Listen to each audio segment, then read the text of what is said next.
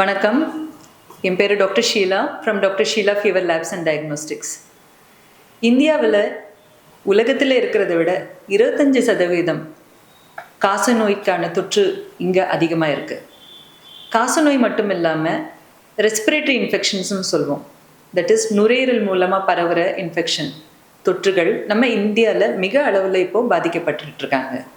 குழந்தைங்கன்னு இல்லாமல் பெரியவங்கன்னு இல்லாமல் ஆண்கள் பெண்கள் ஒரு பாகுபாடு இல்லாமல் இந்த இன்ஃபெக்ஷன் எல்லாரையுமே பாதிப்புக்கு உள்ளாக்கிட்டு இருக்கு. ஸோ இதெல்லாம் தீர்க்கிறதுக்கு என்ன டாக்டர் வழி, என்ன பண்ணணும்? சிம்பிளுங்க.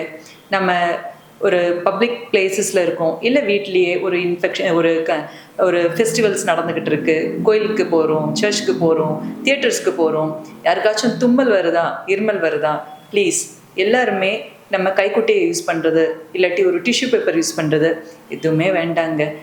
இந்த தொற்று நிறைய பேருக்கு பரவாமல் இருக்கணும்னு பார்க்கணுன்னா ரொம்ப சிம்பிளான தீர்வு நம்ம கையில் இருக்குது.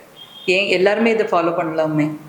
நீங்கள் நான் மட்டும் இல்லாமல் நம்ம சமூகத்தில் இருக்கிறவங்க, நம்ம வீட்டில் இருக்கிறவங்க எல்லாருமே இதை ஃபாலோ பண்ண ஆரம்பித்தோன்னா இந்த தொற்றோட விகிதத்தை நம்ம ரொம்ப குறைவாக கொண்டு வந்துடலாம்.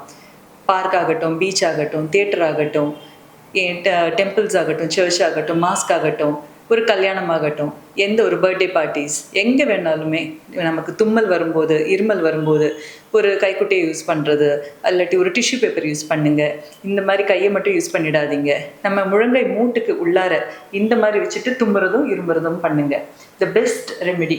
இதனால் நமக்கு இந்த தொற்றோட நம்ம தும்பும்போது இருமும்போது வர கிருமிகள் வந்துட்டு இதுக்குள்ளாரையே அடங்கி போயிடும்.